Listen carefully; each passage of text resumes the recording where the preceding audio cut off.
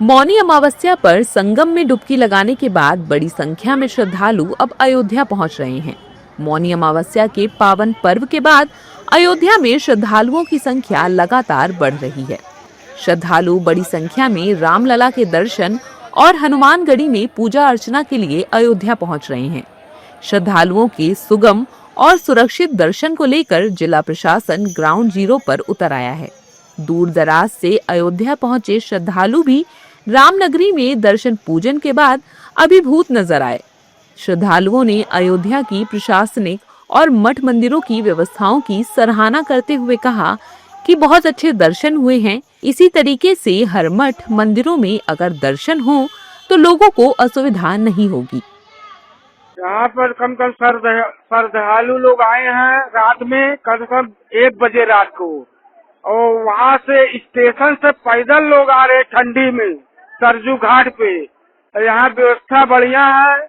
यहाँ भगवान का स्नान कर रहे हैं सरजू मैया के किनारे, और 2:30-3 बजे रात से करीब 2 बजे रात से यहाँ भीड़ चल रहा है बहुत तगड़ा।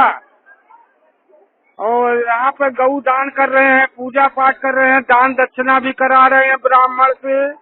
उसके बाद हनुमानगढ़ी 4 बजे खुल जाता है।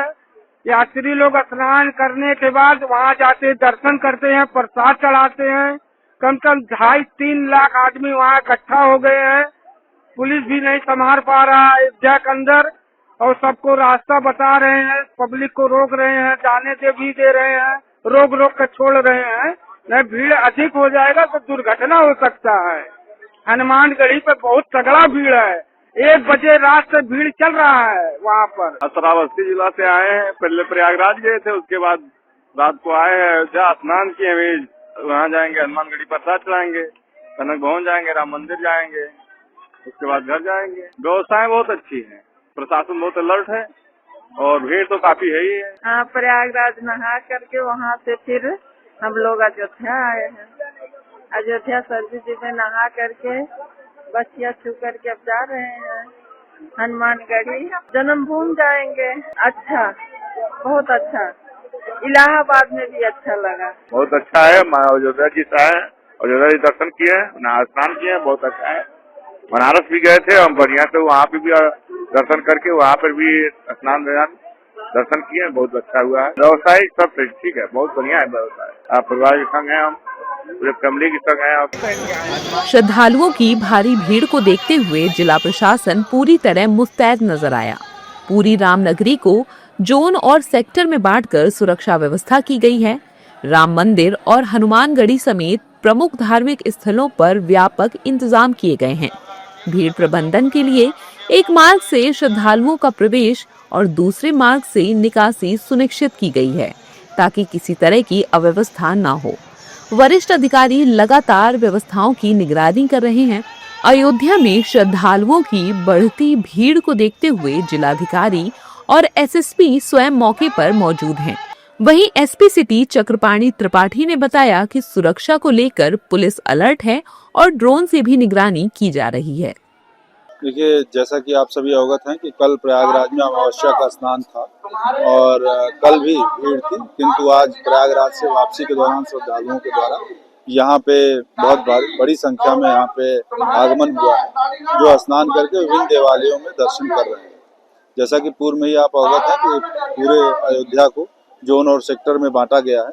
सभी जोन और सेक्टर में ड्यूटियां पर्याप्त संख्या में लगी हुई हैं।